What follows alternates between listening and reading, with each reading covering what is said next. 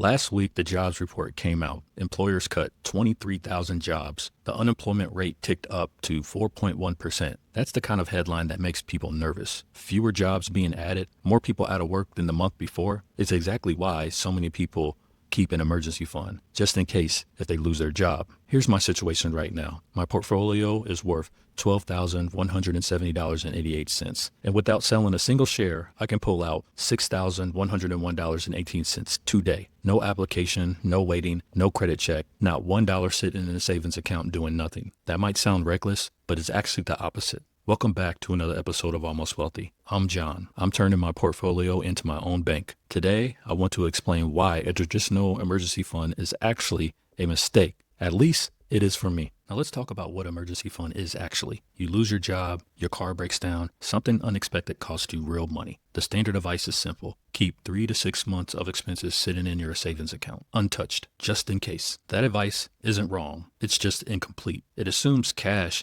in a savings account is your only option. It's not the only option. It's just the most common one. Think about it like this. An emergency fund is really just a promise you make to yourself. The promise is, if something bad happens, I'll be okay. That promise is an important part. The savings account is just one way to keep it. Losing a job is the big fear behind that promise. So is a surprise medical bill. So is a roof that starts leaking out of nowhere. None of those problems care where your money is sitting. They just need you to have access to that money fast. That's the actual job an emergency fund has to do. Give you fast access to money when you need it. It doesn't have to be cash to do that job. It just has to actually show up when you call on it. There are two ways to be ready for bad news. One is to pile up cash that just sits there. The other is money that sits there working, but ready to move the second you need it. A savings account is the first kind. It's ready, but it's not frozen. It doesn't grow while it waits. It doesn't earn a dividend.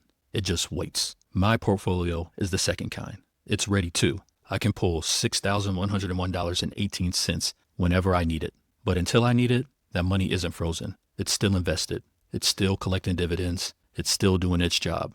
Being ready and being frozen are not the same thing. I want it both, ready and working. That's the whole idea behind this video. I didn't start thinking this way for a long time. I kept cash sitting in my savings account because that's what everyone tells you to do. I never questioned it. It just felt responsible. Then I started building this portfolio. I watched it grow every single month, and I looked at my savings account sitting right next to it.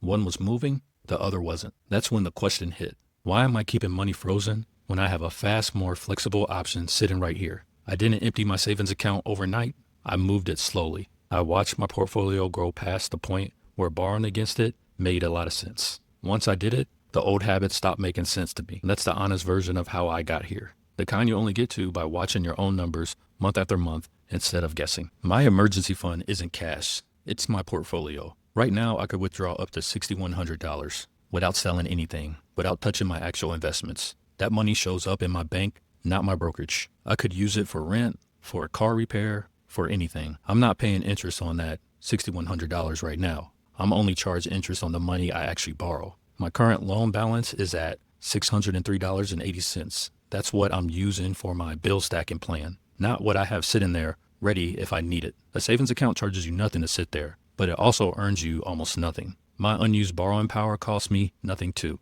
and the money backing it is still fully invested, still earning dividends, still growing. Think about what that actually means. A savings account is a finish line. You put money in it and it just stops there. My portfolio isn't a finish line. It's still in motion the whole time. The borrowing power on top of it is just a door I can open if I need to. Most days, I never even touch that door. It's just sitting there unlocked in case I need it. Let's say something actually happened tomorrow. My car breaks down. Here's exactly what I'd do. I'd open my M1, I would go to the borrowing tab, tap the transfer to bank, and I'd type in the amount I need. The money shows up in my checking account, usually within a day or two. I didn't sell any of my ETFs. I didn't touch SCHG or SCHD. I didn't touch SPYI, VYMI, or GPIQ. My portfolio stays exactly as it was. Still invested, still earning dividends, still growing if the market grows. The only thing that changes is my loan balance going up. And I start paying interest on that part I actually used. Not the whole $6,100, just whatever I actually pulled out. Compared to a savings account, you're already holding that cash. With my portfolio, the cash shows up exactly when I need it and not a day before. Until then, it's out there working for me instead of just sitting still. Here's the part that nobody discusses. In a traditional emergency fund, it has a real cost. Say you keep $15,000 in a savings account. Most savings accounts pay you very little. That money isn't even growing. It's not earning you dividends. It's just sitting there stagnant. My blended dividend yield right now is 5.23% a year. That's not a promise. Markets moved and yields change, but every dollar I keep invested instead of cash has a real chance to grow. Every dollar sitting in a low yield savings account doesn't. That's the actual cost of a traditional emergency fund. Think of it like two envelopes. Envelope one has $15,000 in it. You unlock it in a drawer. A year later, you open it. It's still $15,000 in it. Maybe a little more if your bank pays you a teeny bit of interest. Envelope two also has money in it, but instead of the drawer, it goes into ETFs that pay dividends. A year later, that envelope has grown. Not guaranteed, not promised, but it has a real chance to grow because it wasn't locked away doing nothing. That's the difference. One envelope waits, the other one works while it waits. But over 5 or 10 years, it adds up real money. That's money a traditional emergency fund will never have a chance to make. Not because savings accounts are bad, just because sitting still and growing are two different things. I pretty much know what you're thinking. What if the market crashes right when you need the money? That's a fair question. Here's my actual cushion. Right now, I'm borrowing about 5% of what my portfolio is worth. My safe limit for this phase is 12%. The point where M1 could force a sell is 75%. I'm nowhere near close to either of those numbers. Even in a bad market, I'll still have plenty of room to borrow. This only works because I can keep the gap wide. If I borrowed right up to the edge, this will be a very different video. And that discipline is the actual safety net, not a pile of cash earning nothing. Markets do drop sometimes. That's true, and I'm not going to pretend it isn't.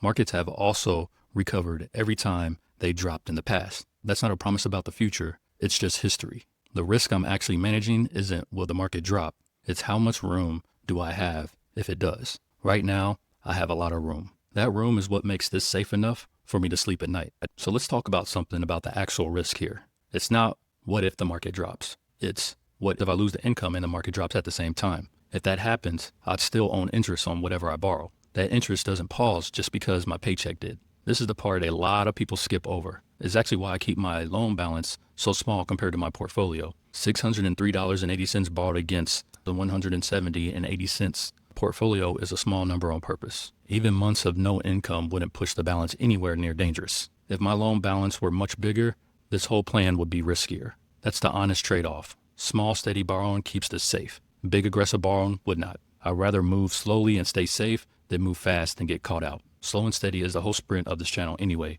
from the very first stage. I still follow a rule.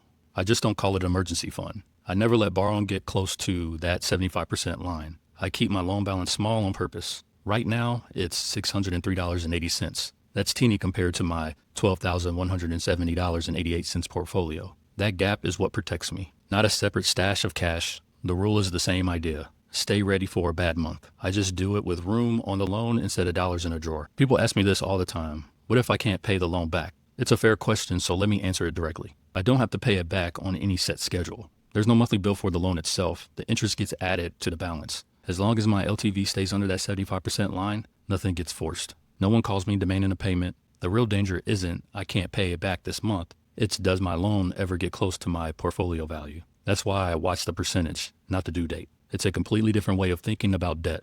Most debt has a deadline. This kind of debt has a ceiling instead. Stay under that ceiling, and there's no deadline to panic about. That's a much calmer way to carry debt than watching a due date creep closer every month. I get why debt sounds so scary. Most people only experience a debt as in credit cards. Credit card debt charges you high interest rates. It has a required minimum payment every month. Miss that payment, and your credit card score takes a hit. Miss it enough times, and it's a snowball going down really fast. My margin loan doesn't work like that.